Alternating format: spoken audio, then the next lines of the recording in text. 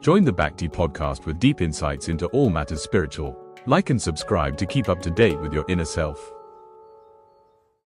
The frogs, who had all along been lying silent, suddenly began croaking when they heard the rumbling of the rain clouds. In the same way that Brahmana students who perform their morning duties in silence begin reciting their lessons when called by the teacher. Purport by His Divine Grace A.C. Bhaktivedanta Swami Srila Prabhupada Ki Jai. Of course, at this point in the Srimad Bhagavatam, this is not Srila Prabhupada's contribution, because Srila Prabhupada stopped at 14, forgot exactly where, so that is 1020. That is Hridayananda Maharaj. He did further translation, and that are his purpose. But here is quoting Srila Prabhupada. Srila Prabhupada comments, after the first rainfall, when there is a thundering sound in the clouds, all the frogs begin to croak, like students suddenly engaged in reading their studies. Yes, of course, the frogs, when there is rain coming, they like that rain very much. When there is, even before the rain comes, even when the clouds are thundering, so frogs suddenly started croaking in expectation of the rainfall. I have witnessed that, not in this country, but somewhere else, a little bit more south, that there was a pond, and at night the frogs starting croaking. It was so loud one could hardly fall asleep. Really, really loud.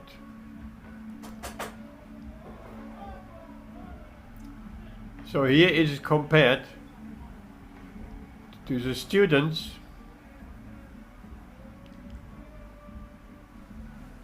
that they suddenly engage in reading their studies, that is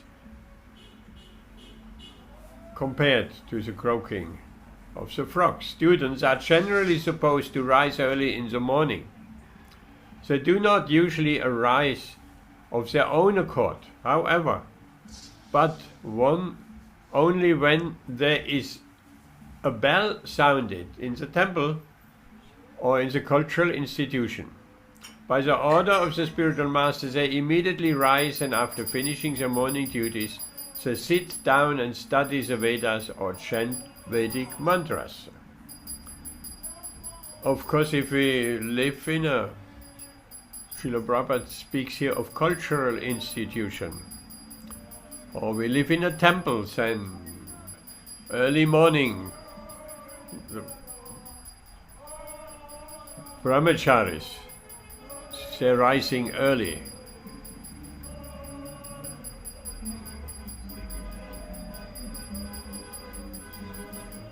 We have lots of loud music outside.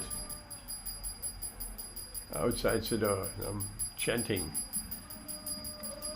So, a cultural institution or a temple, and the brahmacharis, they rise early on the instruction of the spiritual master. Similarly, everyone is sleeping in the darkness of Kali Yuga. But when there is a great Acharya, by his calling only, everyone takes to the study of the Vedas to acquire actual knowledge. So the Kali Yuga is given as an example, darkness of Kali Yuga. But when a great Acharya appears, then again people study the Vedas, study the Bhagavad Gita, and acquire real knowledge. And also Srila Prabhupada quotes, when the Acharya disappears from our vision, then everything becomes disorderly again. Because when the Acharya appears, the great Acharya, then everything is ordered, everything is focused, everything becomes very clear. The path of Vedic knowledge, of Vedic advancement becomes very clear. And when the Acharya leaves our physical perception, then everything becomes disordered again. So that is in Kali Yuga. It's like that. In the next text, with the translation, with the advent of the rainy season, the insignificant streams, which had become dry, began to swell and then strayed from the proper courses. Like the body, property and money of a man controlled by the urges of his senses. Purport. Srila Prabhupada comments, during the rainy season many small ponds, lakes and rivulets become filled with water. Otherwise the rest of the years they remain dry. Similarly, materialistic persons are dry, but sometimes when they are in the so-called opulent position, with home or children or little bank balance, they appear to be flourishing, but immediately afterwards they become dry again, like the small rivulets and ponds.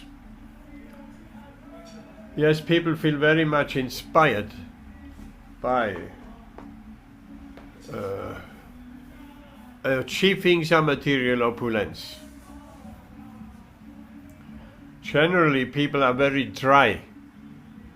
Dry means they are not inspired. They have no life in them. They have no enthusiasm, no utsaha, which is enthusiasm. So that is going on. Like that example given here with ponds are dry and then become rivulets stream again. The poet Vidyapati said that in the society of friends, family, children, wife and so on, there is certainly some pleasure, but that pleasure is compared to a drop of water in the desert. Well, that's a very interesting point. There's certainly some pleasure in family affairs, but first of all it is temporary and it doesn't compare to the spiritual pleasure. It doesn't even compare to the Brahmananda, to the happiness, to the pleasure achieved from realizing the Brahman, the all-pervading impersonal Brahman. That is called Brahmananda. Ananda. Ananda is bliss. So the bliss coming from the impersonal Brahman, where great transcendentalists and impersonalists and great personalities say hankering after said Brahmananda, said happiness, that bliss coming from that impersonal Brahman. But what is that impersonal Brahman? That is Krishna's effulgence. Krishna's effulgence, reflected from his toenails. That is that Brahmananda, which the impersonalist thinks that's all in all. But the devotees, they understand the Brahmananda is not all in all. All in all is Krishna, the Supreme Personality of Godhead, Tribhangananda, standing there in his bluish bodily complexion, peacock feather in his hair, big lotus-petaled eyes like lotus petals, a yellow silken cloth, and a silken cloth wrapped around his waist, flute tucked into the cloth. And Krishna has many different kinds of flutes. So have the cowherd boys They have also different kind of flutes. Some have flutes made out of jewels, wooden flutes, metal flutes, all kind of flutes, bamboo flutes, and of course very murali, very famous flutes. So it's not only Krishna playing the flutes, the cowherd boys playing the flutes, and when they come home from the forest and they're all playing flutes and bugles and horns and singing and dancing, it's a beautiful sight, which by far surpasses said Brahmananda, said happiness achieved from the Supreme Brahman. And that Brahman, being the effulgence of Lord Krishna, is just one aspect of the Supreme Personality of Godhead. And it's the first aspect one can realize. And along with that realization of that Brahmananda comes to realize we are eternal. We are eternal living entities. The body is temporary, but we, inside the body, that's us. We are eternal. And we are eternal parts and parcels of Krishna. Shivera Svarupahoya Nitya Krishna Das. We are eternal servants of Krishna, because the small is always serving the big. The part is always serving the complete whole. Like the different parts of our human body. Hands, legs, they're all meant for serving the stomach. And there is a beautiful story in this connection, which Srila Prabhupada told us. One day, the hands and the legs got together and discussed. We are always serving the stomach. We walking to the legs, walking to get some foodstuff, the hands acquiring that foodstuff, cooking that foodstuff, and giving that foodstuff to the stomach. So we're working so hard, but the stomach is just doing nothing. It's just fat. We have to feed the stomach. That is unfair. We are going on a strike. So the hands and the legs, they decided today we will not feed the stomach.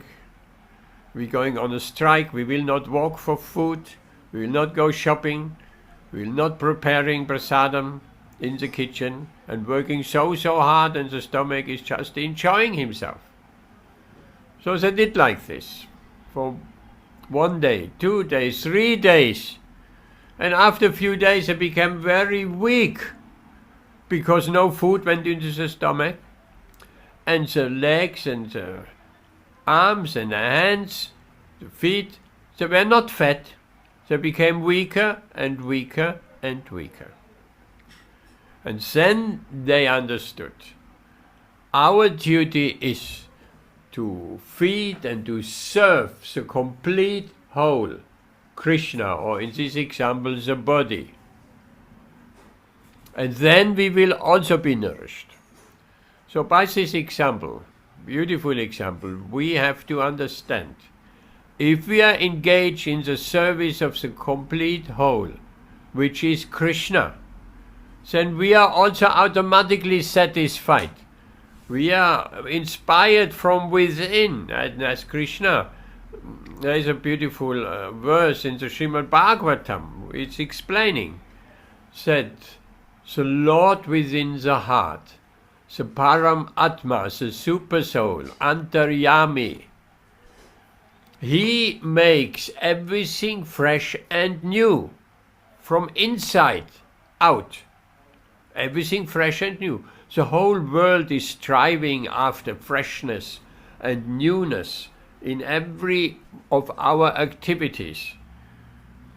When we walk the street, we see so many people put so many old household items on the street that some very poor person may pick it up and may utilize it. because they disposing of their old items, all kind of things, from shoes to clothing to kitchen utensils to fridges to any and everything. It's not new anymore, it's old.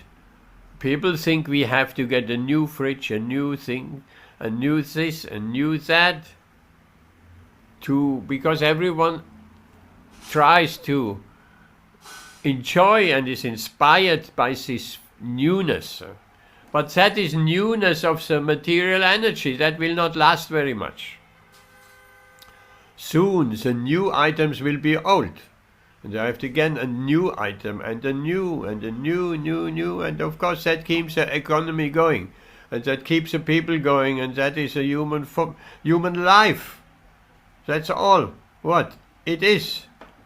A little bit of religiosity, dharma, artha, economic development. The whole world is after economic development, artha. In so many ways, working very hard, trying to enjoy the fruit of our activities, fruitive results, and satisfying our senses, who are screaming, satisfy me, give me pleasure, satisfying our mind. And then at the end we become very frustrated. And we want to merge into the Brahmajyoti, Sayujya Mukti. That is Dharma, Artha, Kama and Moksha. The 4 Purusharthas. Everybody knows from an Indian background. Dharma, Artha, Kama, Moksha. So the whole world is after Dharma, Artha, Kama, Moksha. And the Dharma is just religiosity. It's not genuine spiritual affairs. It's not. It's religiosity. Religiosity means I worship God in order to get a material result. That's not pure devotion. That is motivated devotion, materially motivated devotion. We make a business deal with Krishna. Krishna, you give me so many things, and I will worship you in the temple. I will offer my obeisances. I will even chant Hare Krishna, but you please give me, increase my material prosperity, facilitate my economic development. So that's a prayer of the materialistic devotees, of the pious people who only know materially motivated religion. But Srimad Bhagavatam, right at the beginning, verses, explains that Bhagavatam has nothing to do with materially motivated religion. There's nothing material in the Bhagavatam. That is completely rejected. It's all fully on the spiritual platform. The entire Bhagavatam, every single verse. So that is a path of pure devotion. And that's beautiful verse in Nectar of Devotion, Anyapilasita Shunyam, which explains that pure devotional service, we have mentioned that verse many times. Pure devotion, what is it? What is the definition of pure devotion? Jnana karma anavritam anyukulena krishnana ushilanam bhaktir uttamaha. Uttama bhakti, that's the highest bhakti. As devotees we aspire for the highest. For the highest bhakti, for uttama bhakti, that's the goal of every devotee. Not a materially motivated bhakti. Krishna, I worship you, you give me material prosperity. Of course, there is another verse, Akama sarvo kamo va, which explains, if one is full of material desires, or without any material desires, or he wants liberation,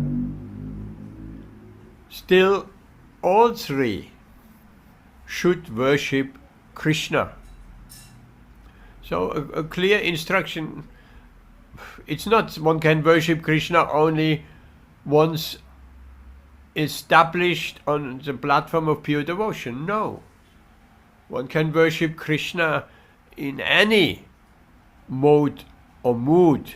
Even if there's so many material desires in the heart, we should worship Krishna. Because if we don't worship Krishna, how can we get purified? And we have no material desires in our heart, then we also worship Krishna. And even if we want impersonal liberation, or any other kind of liberation, so Yujya Mukti, impersonal liberation, or Sarupya Mukti, Salokya Mukti, and so on. Any of the 5 types of liberation. If we aspire for liberation, we should also worship Krishna. Because Krishna is the summum bonum of everything. And without worshipping Krishna, we cannot get purified. So the second platform, if we make a little bit more advancement from the Brahman realization, and we realizing the super soul within the heart, which is the Paramatma, also known as Antaryami. So if we worship like the yogis, we meditate on that Lord within the heart. That is a further advancement, a further level of advancement. Because in the impersonal existence, understanding, we only see Brahman, the impersonal, all-pervading energy of Krishna. Then we meditate on the super soul. Then there is form, because the Vishnu Murti in the heart has a form. Has 4 hands, is a Vishnu form, with club, with gada, with chakra, with conch, and Padma, lotus flower. So that Vishnu has a form in the heart. So we are introduced from the impersonal Brahman, undifferentiated spiritual energy, to come to the platform of form, of the Vishnu Murti within the heart. So that is a further advancement on our spiritual path. And then we can realize the second aspect, which is a chit, knowledge. The first aspect on the Brahman platform, that is the Sat aspect. Sat means eternal, eternity. So we can realize on that Brahman realization, we are actually eternal. And that's quite a wonderful realization. When someone comes from a total material platform, and we just think, when I'll die, everything is finished. It's all black and I am finished. That is the general concept of people. And it's actually, for devotees, that it's a very frightening, and for anybody, not only devotees, it's a very frightening aspect. Therefore people are so afraid of death, because they think my individuality, my personality, my entire existence is finished at the time of death. I am no more. As devotees, we cannot even comprehend that. I am no more, because we so perfectly know, so deep, that we, the Atma, the soul, is never finished. The body is finished, but we are not finished. We are eternal. So that is that first aspect. Very blissful. When someone comes to that level of understanding, I am eternal. So, but then coming to the Paramatma realization, we make a connection with the Paramatma in the heart. Because, as we have explained, it's a Vishnu Murti. It's Krishna within the heart. We can make a connection. Krishna will speak to us. Krishna will guide us. Krishna is Suridam Sarvabhutanam, is our best friend and well-wisher. So, Krishna will guide us from within. And Krishna will also guide us towards a spiritual master. Brahmanda Brahmitakonya Bhagavan achieved Guru Krishna Prasade by Bhakti Ladda Beach. On our journey, Brahmanda, the universe, is called Brahmanda. Then we wandering throughout, we as individual souls, embodied in a human body, in an animal body, in the body of a demigod. Next time we back human again. So many different forms, 8,400,000 forms of life. We are embodied, we are always embodied. Even at night, we are embodied in our subtle body. Subtle body means mind, intelligence and false ego. So we take shelter, we, the Atma, we, the soul, take shelter of the subtle body, because the gross body is lying on the bed, almost like dead, and we're leaving that gross body. Generally, when we're leaving our bodies, then the person is dead. But at night, we're leaving our gross body and we take shelter of the subtle body. And in that subtle body, we're traveling all over the universe with the speed of the mind. We're traveling. In no time, we can be in Australia, on the other side of the globe. Or we can go to other planets as well. So we're traveling in the subtle body, but there is a connection still there. And yogis, we spoke of yogis who meditate on the super soul, and yogis can position the material body in meditation and leaving with a subtle body, going to different planetary systems. Travel. The Srila Prabhupada, the first book Srila Prabhupada translated, wrote in English, Easy Journey to Higher Planets. It was also my first book I read about yogis. I didn't know nothing about yogis. And how we can travel, if we want to, we can travel to higher planets.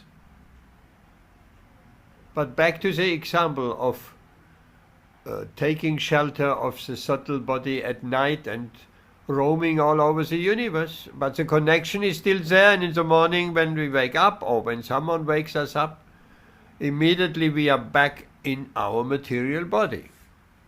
This means we always need to take shelter of a body. There are some exceptions, like ghosts.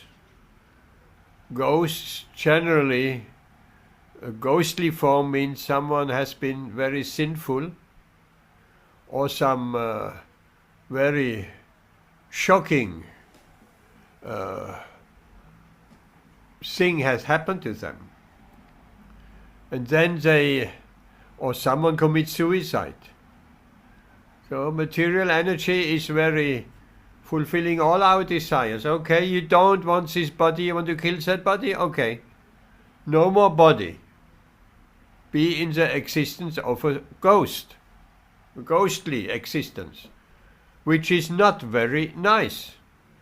Because in our ghostly existence, not our, but if we speaking of a ghostly existence, there is no material gross body composed of earth, water, fire, air, ether. Bhumi, Nalo, Vayu. So we only have the subtle body. But it means we don't have senses. Material senses, senses formed by the material elements. Bhumi, Apon, Nalo, Vayu. So we cannot enjoy. We have the material desire. We want to enjoy. In a ghostly existence, we want to enjoy. But we can't, because we don't have a material body to enjoy. We don't have material senses. So it's a very painful existence, reserved for those who have done some horrible acts and going into a ghostly existence. No gross body, only a subtle body, and then they're roaming around. And then they're trying to enjoy. So don't have material senses, no material body. So trying to enter another individual's body, usually a weak individual's body, or someone in the mode of tamagun, under the influence of drugs and so on. Then they're taking possession of another person's body. Why? Because through that other person's body they can enjoy the senses. That is why ghosts or ghostly beings trying to possess someone and enjoying through their senses, through their material senses, trying to enjoy the objects of the senses. So, we always take shelter of a body. That may be one out of 8,400,000 species. That may be a plant body, a fish body, an insect body, a bird's body, a reptile's body, or a human body. And the human body is very crucial. It is very fortunate, because only in the human body we can develop our Krishna consciousness. In animal body, it's just an automatic evolution from lower states of consciousness to higher stage of consciousness. And according with higher and higher stages of consciousness, we taking on a particular body. A plant is a lower stage of existence. And once a plant evolutes in the cycle of evolution to become an aquatic, the plant is not changing. The body of a plant is not changing into a fish. That is Darwin's mistake. He couldn't understand that. He thought evolution takes shape of the material body. That can also change, of course. But the evolution really is a spiritual evolution. The soul is evoluting to higher states of consciousness. And once we achieve a higher state of consciousness, then along comes a particular body which is suitable for that higher stage of consciousness. And once we come into even a higher state of consciousness, we are rewarded a human body. And then our consciousness is highly developed. The consciousness is developing. The consciousness of a tree is covered. And when we say developing, we're meaning uncovering. Because the consciousness is already there, even in the plant's body. But it is covered, the tree body, the consciousness is covered by the mode of tamagun, of ignorance. So therefore the tree cannot walk, he cannot talk. He's bound to stay at a certain spot for hundreds of years. So, our evolution does not stop with a human form of life. After all, it is said 8,400,000 types of bodies. So there are 400,000 of human bodies. It's not just all human bodies. Yes, we see the differences. Someone has a black body, a white body, a Chinese body, and like that. That is some different types of bodies, but there are actually 400,000 different types of human body according to consciousness. So the evolution doesn't stop. The evolution of consciousness does not stop once we crossing the threshold from the animal body to a human body. And what are the gateways from an animal body to a human body? According to the material mode of nature, passion, ignorance or goodness. We getting an animal form with the gateway to the human form of life. Darwin, the great evolutionist, he has put forward the theory that man comes from monkey, because monkey is very man-like. But that's only one evolutionary path, and that's a path of ignorance. So Darwin, he found out some connection between monkeys and man. Yes, the connection is there. Once we have reached the apes and monkey form of life, the consciousness has developed to that extent, then next is automatically consciousness is developing. Then we reach the human form of life, coming through the monkey. But in the mode of passion, we coming through the lion or tiger. That's another pathway to the human form of life. And in the mode of goodness, the pathway to the human form of life is a cow. Therefore, cow is such an important species. They're so close to the human form of life. Just one lifetime away from the human form of life. That's in the mode of goodness.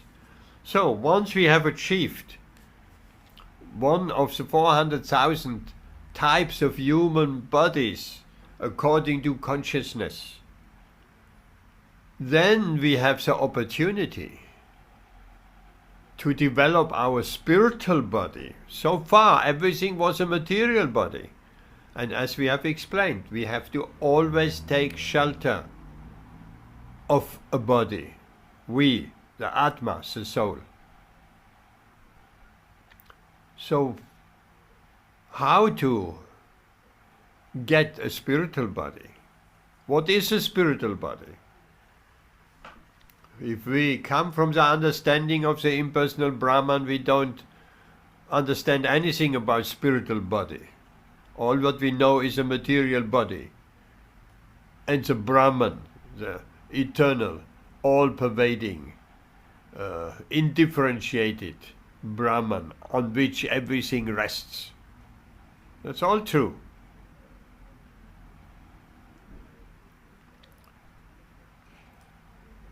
But the spiritual body can only be really understood and appreciated by devotees. And we develop our spiritual body in the here and now. How come? We have a material mind. First of all, we need to, what does it mean, spiritual or material? That needs to be very clearly defined. What is spiritual, what is material? We're buying some boga from the market, which is material. We prepare with love and devotion. It's still material. Then we offer it to Krishna. And after the offering, it has become spiritual. What does it mean?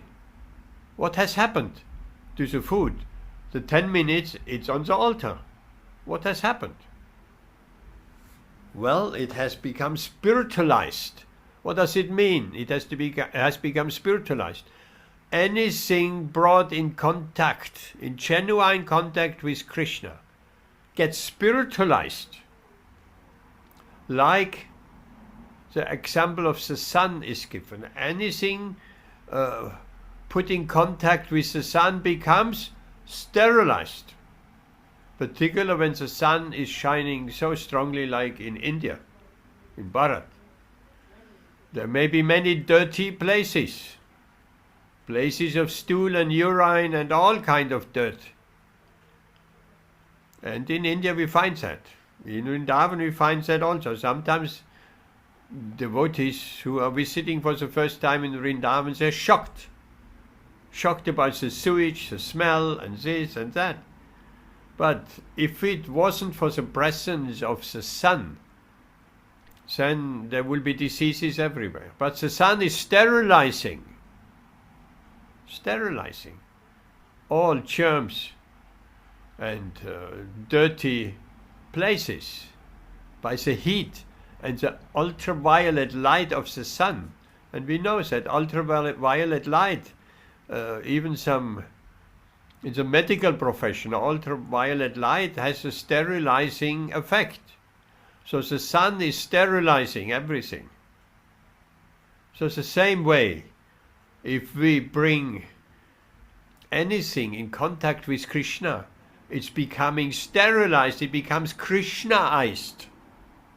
It becomes spiritual. So, right now, we have a material mind. Because, why? Because that mind is not engaged in Krishna's service. That mind is constantly thinking about how to enjoy this material energy, how to be more comfortable materially, how to get more money to fulfill our material desires. And that's a material mind. That's material, entirely material. Now, if we hear about devotional service, we coming in contact with devotees, sadhu sangha, we engaging in bhajana kriya, in acts of devotion, according to the instruction of the spiritual master and the devotees. Then our material mind becomes spiritualized because we are engaged in thinking of Krishna. Shravanam.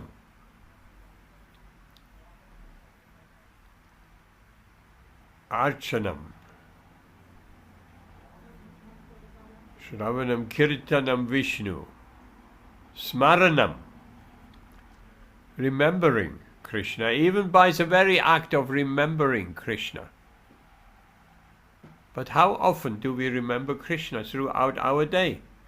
How often we forget Krishna while we're so much engaged in material activities, which are not spiritualized, because we don't think of Krishna while we perform so many material duties. Yes, there are duties that need to be performed, but real duty is to perform these very same acts we do in the mood of sense gratification. The same very duties and acts we perform in remembrance of Krishna, in connection with Krishna. Then these duties, our material duties, become suddenly spiritual. As quickly as prasadam being brought in contact with Krishna by some prayers and put on the altar is also becomes spiritualized. So in this way we're developing our spiritual mind. And there is a long way to go. We may sometimes think of Krishna.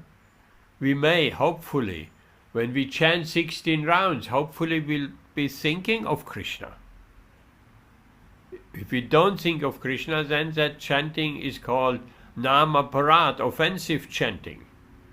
We have to come at least to Nama Bas, that stage between the offensive chanting and the pure chanting. There's something like pure chanting, where the mind is completely absorbed in Krishna. Krishna's pastimes, Krishna's form, paraphernalia, our devotional service, and so on. Many ways of connecting with Krishna. So in this way, our mind, who is perhaps 10% spiritual, by spiritual practice and faithfully, dutifully chanting our rounds of Hare Krishna mantra, then that mind becomes gradually spiritualized, and what was 10% spiritualized, it becomes 20%, 30, 40, 50, 80, 90, until we reach 100% spiritualized. And if the mind is 100% spiritualized, it means we are always thinking of Krishna, we are always acting for Krishna, we are always trying to please Krishna, we are always connected with Krishna. In all our duties, there may be very mundane duties of doing a job in the office or anything. We can establish a connection with Krishna. Srila Prabhupada gave a very nice example. The businessman, the manager, is working so hard. What is motivating him? He has a little picture on his desk with his wife and children.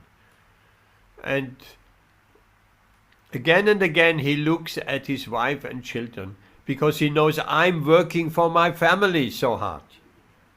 They can enjoy. For my family I will provide. So that is his motivation. So Srila Prabhupada said, in the same way, a devotee has a picture of Krishna, of Lord Chaitanya, of his spiritual master on the table, in the office. And being reminded of Krishna as much as a family man is reminded of his family affairs, of his beloved wife and children. So the devotee is reminded of his beloved Krishna. And not only Krishna, Radha Krishna, and the gopis and the sakhas and the whole spiritual world. The devotee is connected. Then, if 100%, the mind is 100% spiritualized, then we can say we have a spiritual mind. Because the mind is, in all its activities, connected with Krishna. The mind is not straying away. Our mind may be connected with Krishna, and the next moment the mind is like a dog, like a stray dog, is going here and there to dirty places, and the mind again is going to places of sense enjoyment. How to bring the mind back? By chanting, of course, loudly, Hare Krishna. By remembering, by hearing, by all the Shravanam, Kirtanam, Vishnu Smaranam, Padasevanam, Archanam, Vandanam, praying, Sakyam, being a friend of Krishna, Atma Nivedanam, all these different processes connecting us with Krishna. Then we have a spiritual mind. The same applies with the intelligence. Intelligence is a faculty which discriminates, which knowledge has much to do with intelligence. Generally, people are considered very intelligent if they can invent certain technology which helps us to enjoy better, which helps us to transport, or computer technology, all aimed at material enjoyment and comfort. That's a material intelligence. Trying to figure out how I can enjoy my senses better, or to the max, as we say. That's material intelligence. So what is spiritual intelligence? Spiritual intelligence is that intelligence which is not directed to try to enjoy this material energy, but which is directed to connect with Krishna, trying to find out how we become more Krishna conscious.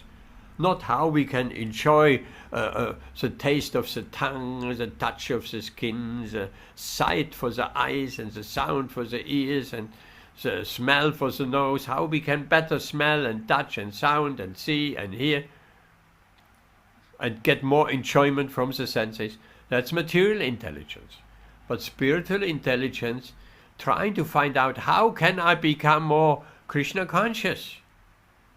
How can I always stay 24/7 in Krishna consciousness? How can I always be connected with Krishna? How can I make spiritual advancement? And then there's a beautiful verse in Bhagavad Gita, Tesham Satata Yuktanam Pachadam Pritipurvakam Dadami Buddhi Yogam Tam Yenamam Upayanti Te. To those who worship me, who constantly worship me, not only worship me once in a while, but who constantly worship me, not just formally, but with love. That's a point. That's a critical point. Constant and love. Those who worship me, constantly worship me with love. So Krishna says in Bhagavad Gita, I residing in the heart as Antaryami, as the Vishnu Murti in the heart where the yogis meditate on. I in the heart gives the understanding by which seven can come to me. To me means to the spiritual world, to Vaikuntha Loka. That's where the spiritual world starts.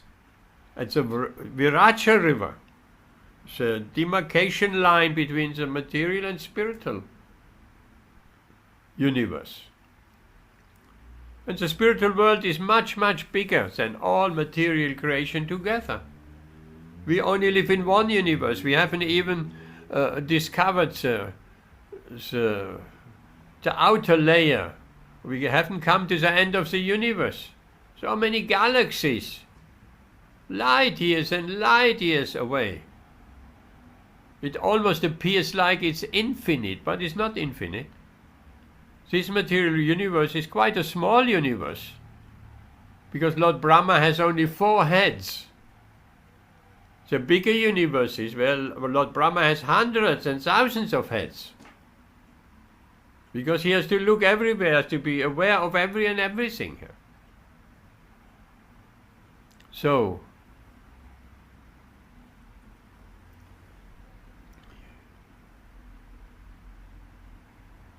we can cross that Viracha river. There's a nice description of traveling through that outer layers of the universe. And there are innumerable universes, just like bubbles. Just like bubbles. Innumerable universes. So Gop Kumar in the Brihad Bhagavatamrita, as an example of us, we are also spiritual travelers. Gop Kumar was a spiritual traveler. He had a spiritual master. We should have a spiritual master. We must have. Very important. We must have a spiritual master.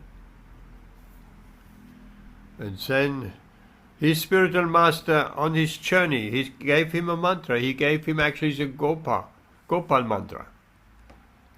The Gopal mantra is the second last mantra in the Gayatri mantra. When one gets initiation.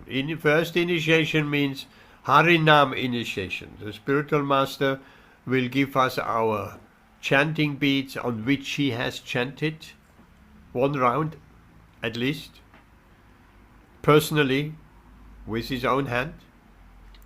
And then he gives that japa mala to the disciple. Of course, the disciple, he has purchased the japa mala, or perhaps not, but generally yes, and he gives it before initiation. He gives it to the spiritual master or the assistant. And then Guru Maharaj is chanting on those japa beads, 1 round, or some chanting on each of the beads of each of the disciples to be initiated. And then, at the time of initiation, he takes the vows. And the prospective disciple, he comes and he bows down, dandavat, flat down in front of Guru. And then he tells the principles. What are the principles? Okay, no meat, no fish, no eggs, no gambling, no intoxication, no illicit sexual connection, and chanting 16 rounds of Hare Krishna Mahamantra. That is the 5 promises, vows. Not just promises, there are vows one has to follow. If we make a vow, we have to follow. So that's the first initiation. And then one can achieve that first initiation when one has come to the stage of chanting 16 rounds. For a year, let's say. And then, a year after that first initiation, then there is a possibility of second initiation, Brahminical initiation. One becomes a Brahmin. One gets a sacred thread, which has been chanted on by the Guru as well. And fire yajna, in both cases, first initiation, second initiation. And then one is given by the Guru in his right ear the Gayatri mantras, the 10 mantras. The first one is very well known, Om Bhurбhuva Svata Savidu Varinyam Bhargo Devasya Dhimahi Dhiyona Prachodayat. That's only one mantra. People think that's a Gayatri mantra. No, Vaishnava Gayatri has more. I'm Guru Namah, I'm Guru Devaya Vitmahe, and so on. And Klim, Chaitanya mantra. And then the second last one is a Gopal mantra. And the last one is a Kama mantra. Kama Devaya.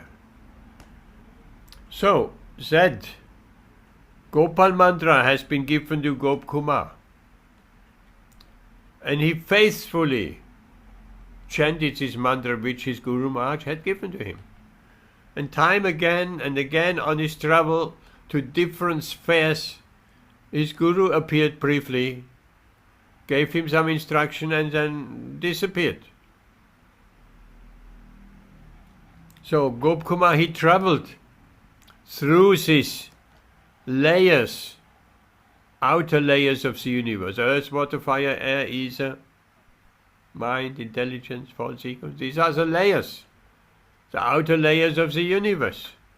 And each layer is 100 times, I think, 10 times, 100 times, as thick as a previous layer. So it's very difficult to get through these layers, because on the other side of these layers, there's a spiritual world. And each of these layers have a presiding deity. And the presiding deity was trying to entice Gop Kumar. Why don't you stay here for a while? You have traveled so hard, so far you have traveled. You deserve some rest. Stay here in where I am the presiding deity. I'll see to your comforts. I give you everything you desire.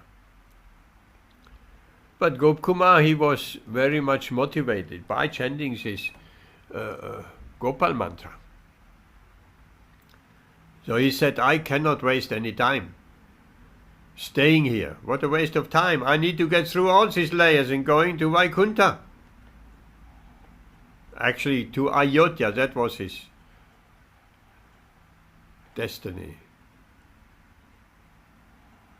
Or was it? Was it first Vaikuntha? Forgot. First Vaikuntha, perhaps. So, then the presiding deity of a particular layer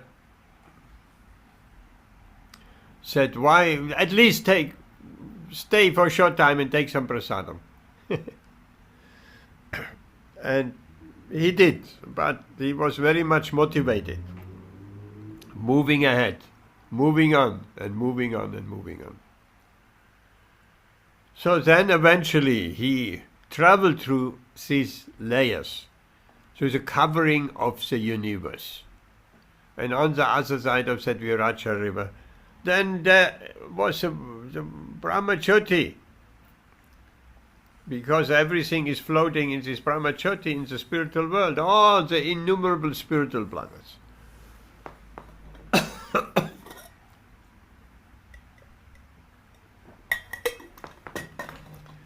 How many? Srila Prabhupada has given us an example. The material creation, which seems to be unending, which seems to be huge, one universe, so huge, but there are many millions and millions of universes. And all these millions and billions of universes together, this is a material creation. So we can travel to higher planets, of course. We can travel to other universes also. And Krishna appears once in a day of Lord Brahma in each and every universe, clockwise. Once in the day of Lord Brahma. So in any case, then Gopkumar arrived in Vaikuntha, and arriving on the other side of the Viracha river, in the spiritual world, one has a completely spiritual body.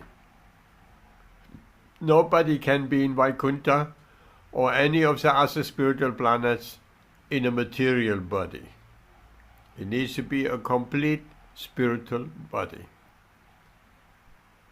How does the spiritual body look like? The question has been asked. Does it have any form, any shape? Body means it has a shape, like our material body has a shape. The example is given. Why has a pair of trousers 2 legs? Because we have 2 legs. Why has a glove in the winter 5 fingers? Because we have 5 fingers. The trousers and the glove is made according to our bodily form. They are not the body, they are coverings. Similar with the spiritual body. Why do we have 2 hands and 2 legs and 5 fingers? Because our spiritual body has also 2 hands, 2 legs and 5 fingers. So it's like a glove in the glove. It's like the example of the Russian dolls. These very colorful painted dolls. And around the waistline in the middle you can open them. What is in the doll? There is another doll, look exactly the same. And you open that, there is another one inside.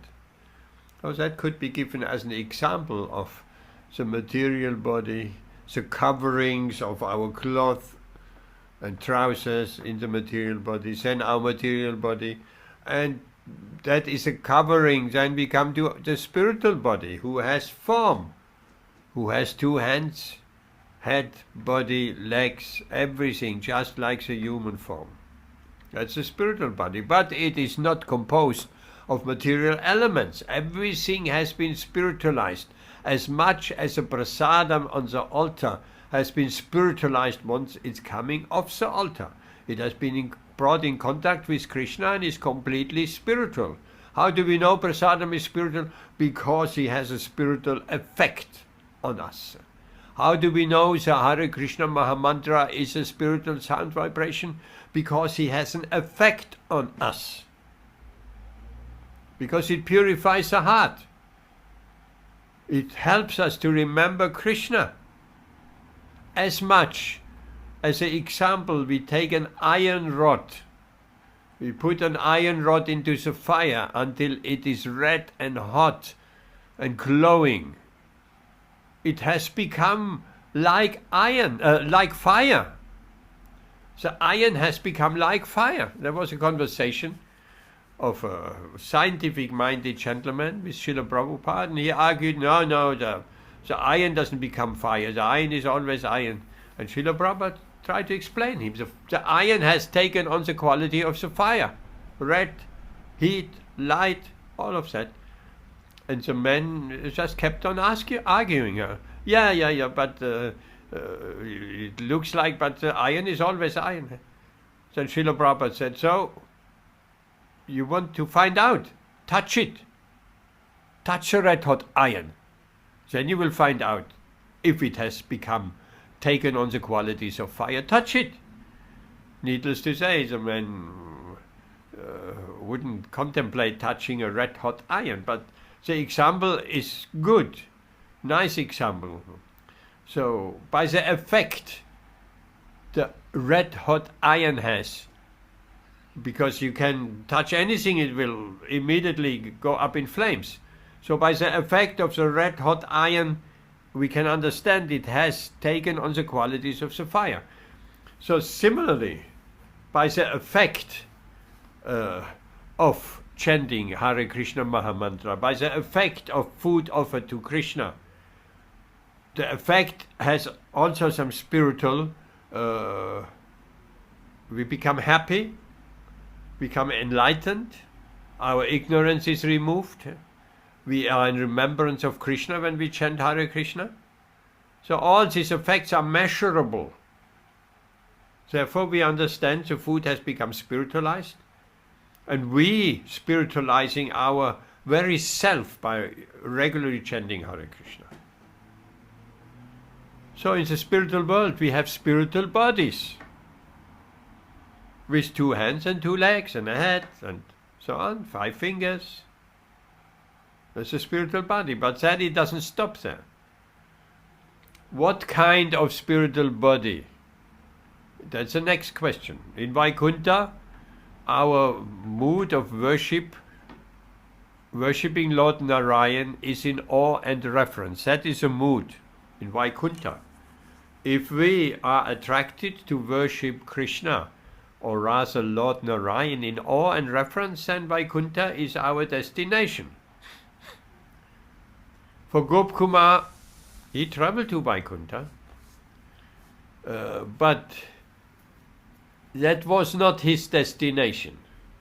He was attracted to Krishna as Gopal playing his flute. That was his deepest desire. So in Vaikuntha that desire couldn't be fulfilled, because there was no Gopal. Even though he called out, Gopal, Gopal, and they rebuked him. This is Lord Narayan, that's not Gopal. You think our Lord Narayan is a cowherd? So, therefore, staying for some time, and Lord Narayan was very gracious to him, but at night, Lakshmi, she got everybody out of the room. And he didn't like that Gopkumar. He wanted to be with Krishna, with Gopal, with his... Therefore he chanted the Gopal mantra. He wanted to be with his Gopal 24/7. But then Lakshmi said, okay, it's time the Lord takes rest, everybody out. So that was very painful. For some time he couldn't see his wonderful Lord.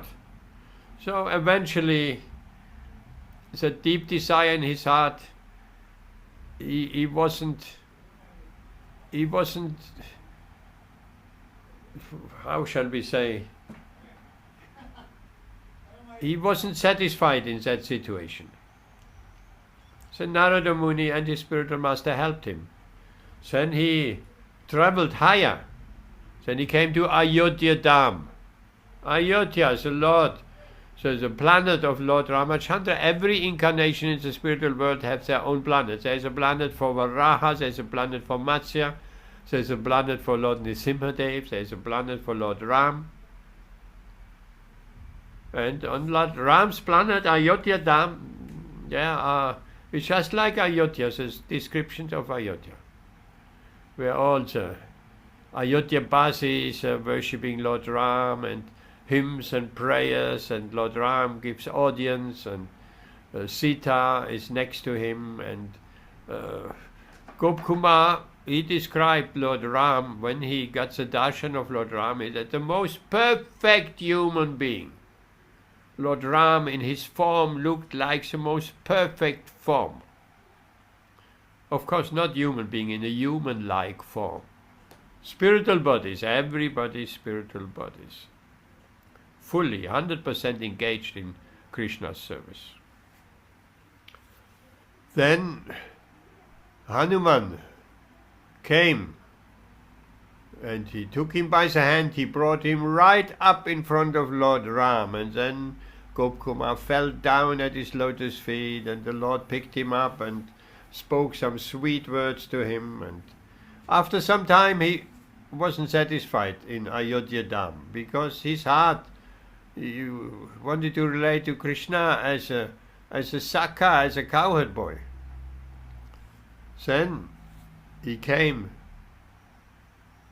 to Goloka. Narada Muni helped him. He came to Goloka. And there he got the darshan of his most beloved Lord, Gopal, who just came back from the forest, herding, tending the cows, and everybody stood on the path. The gopis, full of excitement, all the elderly gopis, the elderly cowherd men, everybody was there. Young children, everybody, full of expectation, looking at, in the distance, at the forest. Beautiful, like a painting is there of the spiritual situation of Goloka. The forest, beautiful Vrindavan forest with creepers and flowers in the distance.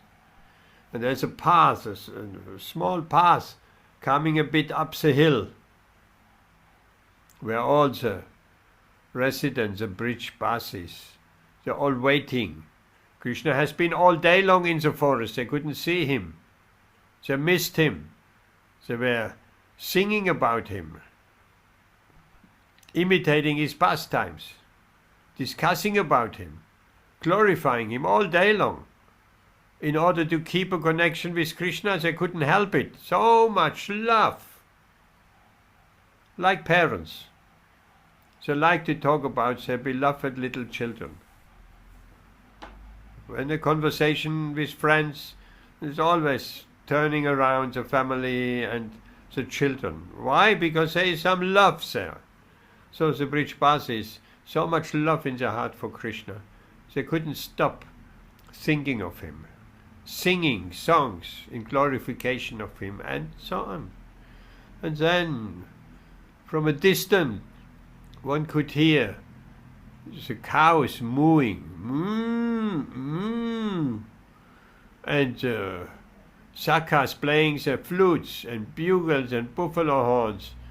One could hear. The sound was reaching, and everybody became so excited. Oh, Krishna is about to come out of the forest. And then the first thing they saw was a huge dust cloud. Because when cows are happily running, then they're kicking up the dust with their hooves, and there is a huge dust cloud. That was the first thing to see. You could hear the flutes and the bugles and the buffalo horns and the excited shouts of the Sakhas.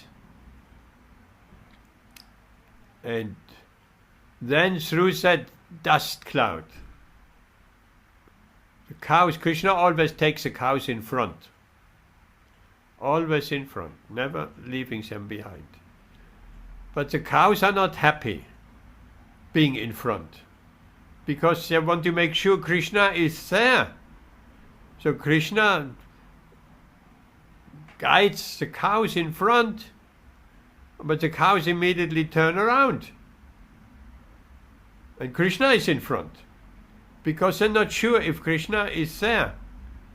So then Krishna goes again behind, and they're turning around again, and that goes on and on and on.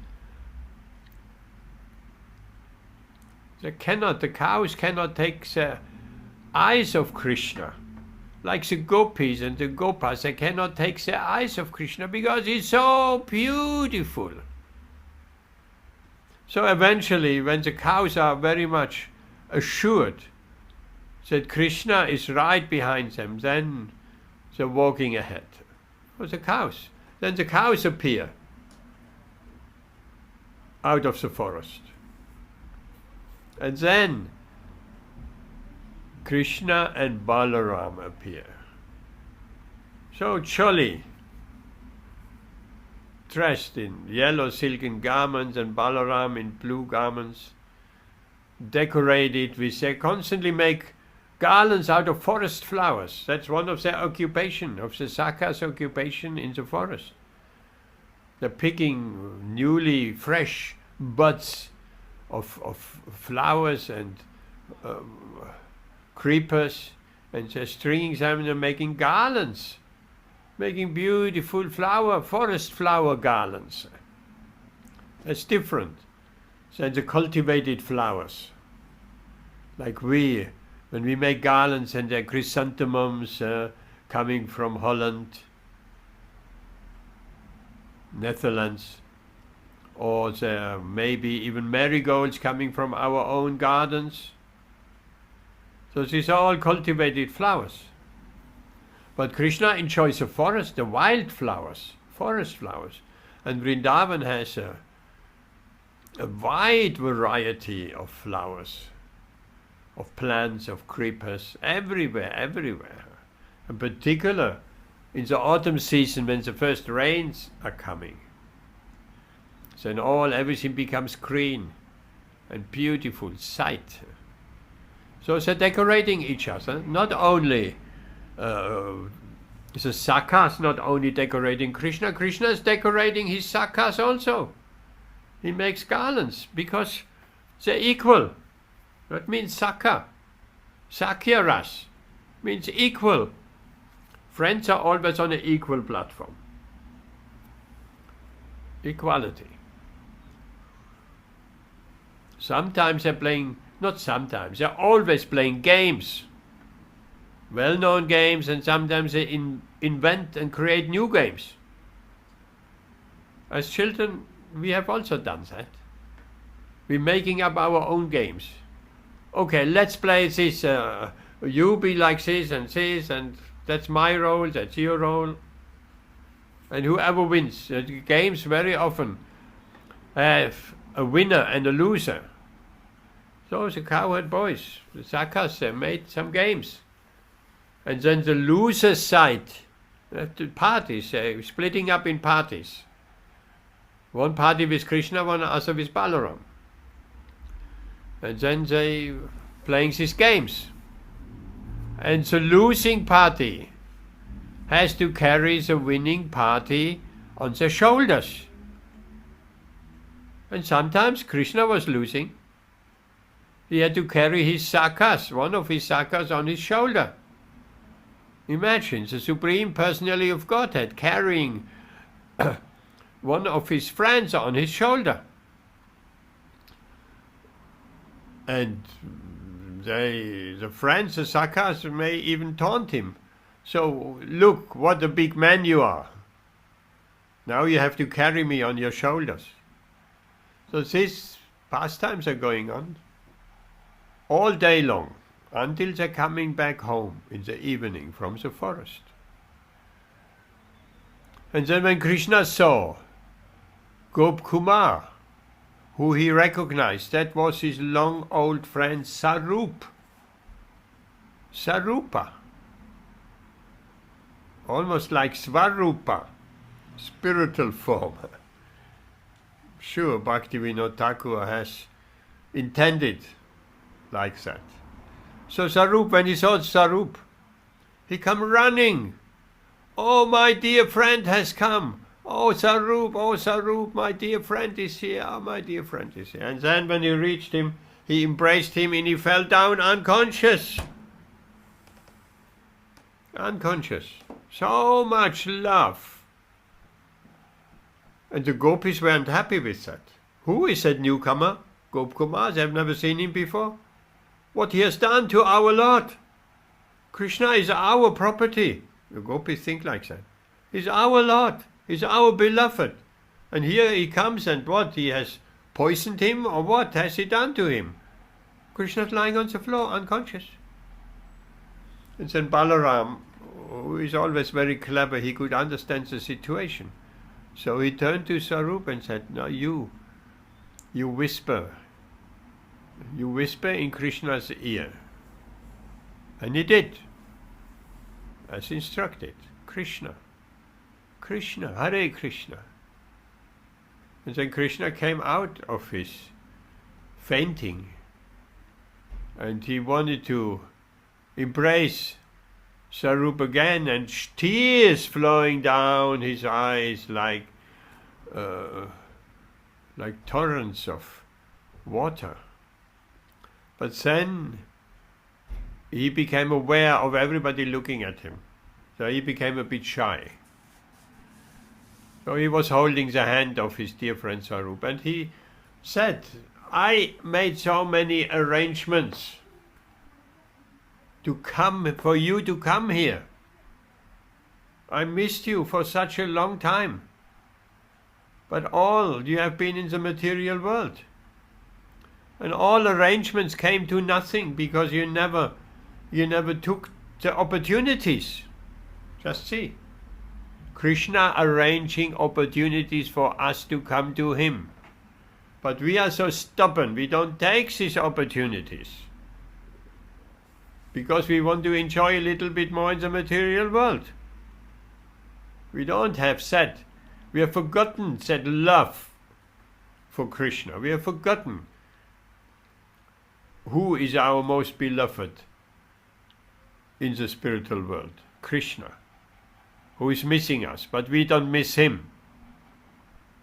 We are missing material comforts and we're suffering in this material world until we turn, as that verse before, Brahmanda Brahmida Kona Bhagavan achieve Guru Krishna Prasada by Bhakti Lata Beach, until by some good fortune we're wandering up and down, sometimes in the lower planetary system, sometimes in the higher planetary system, sometimes in the middle, Bhua Loka, Om Bhua Bhuva Sva, we're in the middle earthly planet.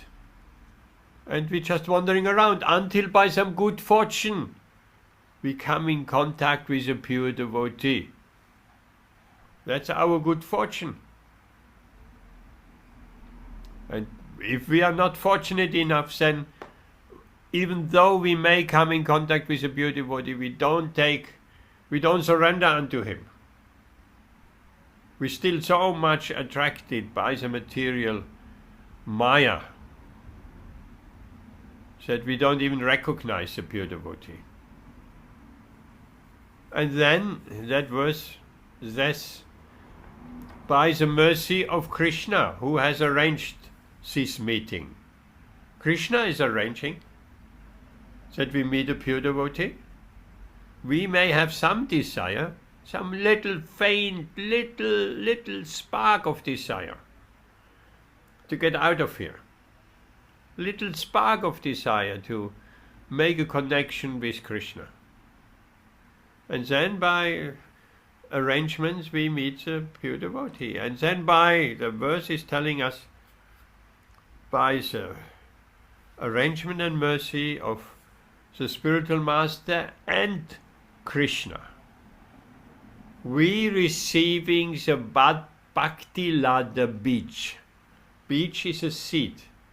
Bhakti is devotion.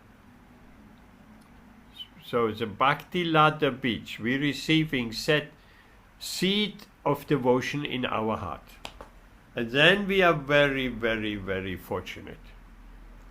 We're receiving the seed of devotional service to Krishna in our heart. And then our spiritual journey actually starts. Then we start. We hearing instructions.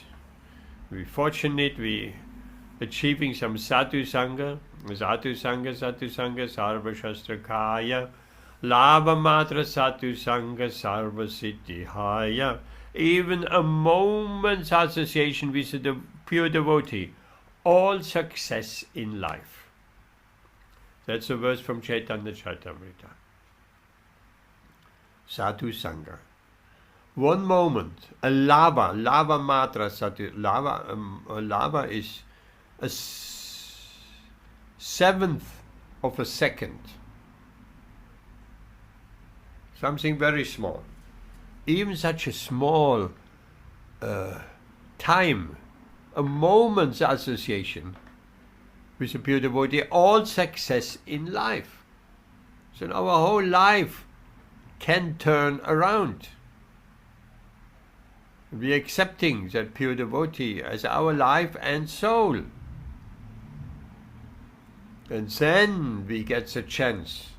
This bhakti lata has been planted in our heart, and then if we keep on watering it, what's the watering process? Hare Krishna, Krishna Krishna, Hare Hare, Hare Rama, Rama Rama, Hare. And then it will grow and grow until that bhakti lata, that devotional creeper, will pierce the covering of the universe and will grow to Goloka, to the lotus feet of Gopal, of Krishna. And then our long journey through so many Brahmandas, it has become successful. So all of that was inspired by Prakash's verse of autumn in Vrindavan. And I think we can take one or two questions and then we'll stop for tonight. So, Vijay, question. Yeah, I've got some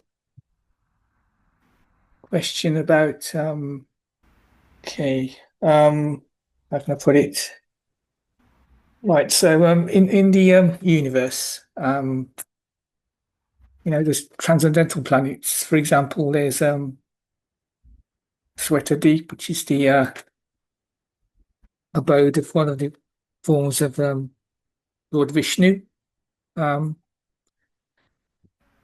So when there's trouble in the universe, for example, that can't be solved by the demigods, they approach Brahmaji for a solution.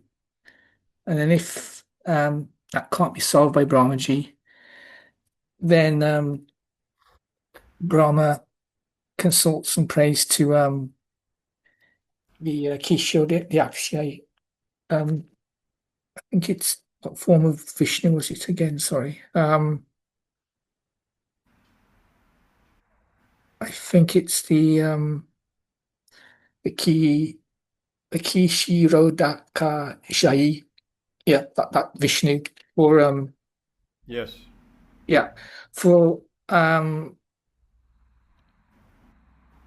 he prays to that incarnation of Vishnu and a solution to the problems. So for example, when Kamsa and others were on the planet or on Earth, and the Earth became too much overburdened by the misdeeds of the Asuras, then Brahma and the other demigods prayed on the shores of the ocean.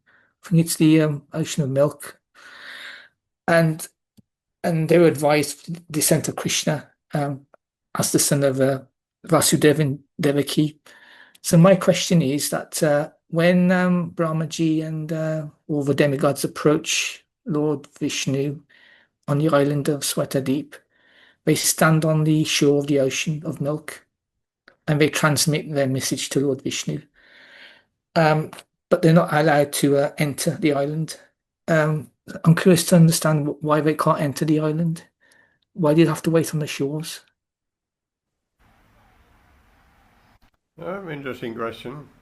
First of all, what are they praying? Because they're offering prayers to Lord Vishnu. What's a prayer? It's a standard prayer. They're praying. It's a Purusha Shukta. Very old, from the Rig Veda. Sahasra Shirsha Purusha Sahasrakshat Sahasrapad. The Purusha Shukta. At one point I knew the whole Purusha Shukta, but I have forgotten it by now. Why they cannot enter the water? So milk. Why can they not enter Shvetadvip? Because the demigods are in material bodies. Right? And Lord Vishnu, in Shvetadvip, that's a spiritual atmosphere, it's a spiritual body. So they cannot see him even. They can't just hear him. And they're putting forward, say, trouble. In material bodies, Lord Vishnu is fully spiritual. So nobody can enter the spiritual world in a material body. Nobody. To enter the spiritual world, we must have a spiritual body. As we have talked about what it means, a spiritual body. Eternal, full of bliss. Not here, like no time. No growing old. No growing blind and deaf. No bodily problems and aches and pains. Nothing of that sort. The spiritual body is fully blissful. Eternal, of course. It's a soul body, you can say. The soul body. But the short answer is that they cannot approach Lord Vishnu in Shvetadvip in the material bodies. They can only stand on the shore of the ocean of Milka. But they can receive instructions. And Lord Vishnu will give instructions when Lord Brahma puts forward so much trouble, the demons causing us this and this kind of troubles, and Lord Vishnu broadcast a message: I will soon appear. As the AIDS, for instance, as the AIDS child of Vasudeva and Devaki, I'll be performing many wonderful pastimes and will eventually kill Kamsa. You mentioned last time as a verse, Yada yada hi dharmasya glane bhavati bharata abhyuttanam dharmasya tadatmanam vrichamyaham. That is a beautiful verse, of course, that Krishna comes once in the day of Lord Brahma. And Lord Brahma's day is millions and millions of years long. So, once in the day of Brahma, to annihilate the demons and to protect his devotees. But even more important verse is the next verse. Paritranaya satunam vinashaya chatuskritam. One day we can discuss that, Paritranaya Satunam, to protect the devotees and to kill the demons. That is Krishna's mission. But actually, Krishna doesn't have to come to kill the demons. He did so with Kamsa and so on, Shishupal. But he doesn't have to come. He has so many agencies, so many agents who acting on his behalf. So actually to kill the demons, that is not Krishna's main mission. His main mission is to please the devotees, because the devotees always want to see Krishna. So the devotees always want the company of Krishna in various ways. So to please the devotees who are so much in separation from him, that is the real reason why the Lord appears. Anyway, you got your answer. Anything else? Yeah, I had this one. That's a good answer. So for the Vrindavan here on Earth, um, if you go to Vrindavan, some devotees greet you. They say Radhe, Radhe, and um, so I've heard it that the devotees in Vrindavan put themselves under the care of Radharani in order to achieve um, advancement or perfection in their devotional service. So, like devotional service, is not really a material activity. Well, not an activity in the material world. It's under the control of maybe a different type of energy. So my question is to enter Vrindavan, um, not as a tourist, but does one need to have the permission of Radharani to enter Vrindavan? Permission of? Uh, Radharani, or Yes, yes. Nobody can enter Vrindavan just by buying a ticket and going to Vrindavan. That is not the real Vrindavan. hmm, That is external. To enter, and there is a curtain. There is a curtain, a Yoga Maya curtain, you could say, around Vrindavan. If we don't have the right mood, the right attitude, the right longing, greed, then all what we will see is some dirty town with lots of cars and lots of noise and people doing all kind of business and selling this and selling that, and a few sadhus in between, and so many temples and so much noise, and and the sewage runs in the street. That we will see. But behind all of that facade, there is a real Vrindavan. This Vrindavan we want to enter. And this Vrindavan can also be entered in Birmingham, in Wolverhampton, or in Leicester. It's a state of mind. Srila Prabhupada said he never left Vrindavan, and he never left Vrindavan because he was Vrindavan conscious. Vrindavan conscious means Krishna conscious. Always being in our meditation in Vrindavan. So that is a real Vrindavan. The real Vrindavan is Goloka Vrindavan. Although it is described in the Shastra that there is a Prakrita and Aprakrita realm.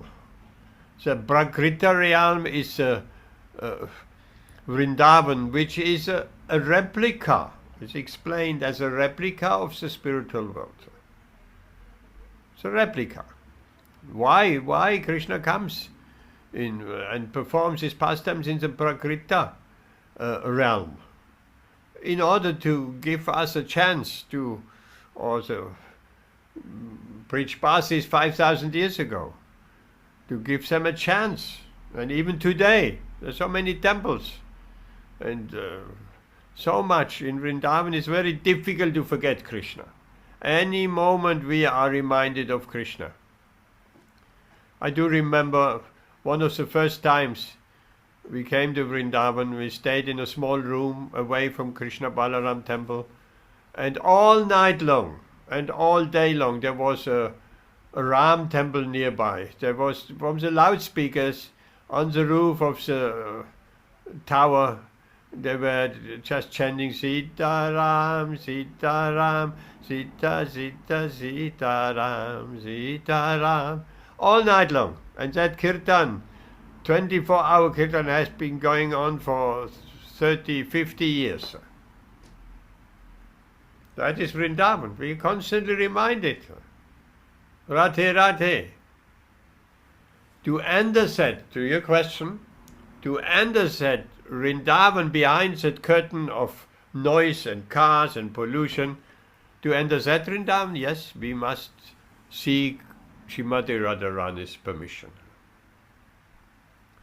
And we can go in front of Radhashyama Sundar at Krishna Balaram's temple of our obeisances and very from the heart pray to Srimati Radharani, please let me enter this Vrindavan. that we can pray. When Gop Kumar, he also traveled. He traveled from the Aprakrita realm of the Vrindavan in Goloka in the spiritual sky. He traveled to the Vrindavan in the material world, to the Prakrita Vrindavan, manifest, the spiritual replica manifest within the material world. So Vrindavan, south of Delhi. So he traveled to that earthly Vrindavan, and he was confused. He couldn't say whether he was in the earthly Vrindavan or whether he was in the Goloka Vrindavan, in the Aprakrita or Prakrita realm. He couldn't see the difference. So that proves the point. It's a replica, it's exactly the same. And when we are qualified to enter into Krishna's pastimes in the Aprakrita realm, Goloka, the spiritual world, then we first take a birth of a gopi's womb in the Prakrita realm in Vrindavan. And then we get trained up. Taking birth in a gopi's womb, of course, we get either as male or female form, we get trained up how to serve Krishna properly. Because it needs Krishna's dearmost associates. Because we are, at that point, we are not fully purified. We are not, we don't know how to serve Krishna properly. So we get trained up how to serve Krishna, how to please Krishna by the most intimate associate, by the Sakhis or the Sakhas. We get trained up, and then we enter the spiritual Goloka Vrindavan, the Aprakrita realm. So first of all, one more birth in the Prakrita realm, and then in the Aprakrita, and we wouldn't even see really the difference. Does that answer your question? Yeah, it's very logical. It makes. I think that's what everybody, most devotees say that. Some people go there as tourists, but there's also kind of a hidden when you're ready, because it's inevitable. Like, it may take some time, but I mean, I always like. I don't know, thought came into my head. It was just something, and I heard somebody speak about it on YouTube. They were in Vrindavan, and they're lucky, very fortunate to be born residents of Vrindavan, because they can. It's like a different. Well, they say it's not India. It's spiritual. It's not physical, really. It's not part of India. Yes. On the geographical map, it's in a spiritual sense, it's like a different world. So yes, yeah. yes, you said it. You said it. The word hidden. Mm. The hidden Vrindavan. Mm. It is hidden, and sometimes, if we are very much longing, we are in Vrindavan in India. We are in Vrindavan. And sometimes if we have a deep spiritual longing, sometimes a little opening is there for some time. A little opening, and we enter actually that hidden Vrindavan. And if we're very fortunate, we always see that hidden Vrindavan. We experience that hidden Vrindavan, and then we are totally blissful. We don't want to go anymore. We want to stay. Like, you know that story of Ganesham Baba? No. He was born in an Indian family in the US, and pious parents and brothers and sisters, and they visited Vrindavan. in India. And he fell in love with that Vrindavan. Obviously, there must have been a connection in his previous lifetime or lifetimes. So he felt such, only him, not his brother or sister, and the parents. It was just a regular formal visit. So he got a little bit insight in the hidden Vrindavan. And he fell in love with Vrindavan. And when it was time to return to the US, he said he doesn't want to go. He wants to stay. And the parents, eventually the parents say, yes, you stay a few more days, we change your ticket and then you come. But he didn't want to go back to the US, he wanted to stay, and he stayed. He actually stayed. And it's a long story, just to cut it short, a few highlights. He was so poor, he had nothing. He had nothing. So eventually some preacher Basi gave him a shelter in a corridor of their house. In the corridor, there he could sleep at night. And in the day he came out and sitting in the sand of Vrindavan, he had no deities, he wanted to worship Krishna. So he wrote, so he must have known some Devanagari, some Sanskrit. He wrote Radhe in the sand. Radhe in the sand. And that was his deity. Then he meditated on that drawing of the letters of Radhe. He meditating and chanting Hare Krishna and meditating on that deity form, lines in the sand.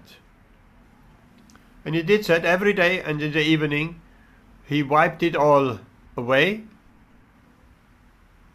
fearing someone may step on his deity in the form of letters, Devanagari letters in the sand. Radhe, Radhe.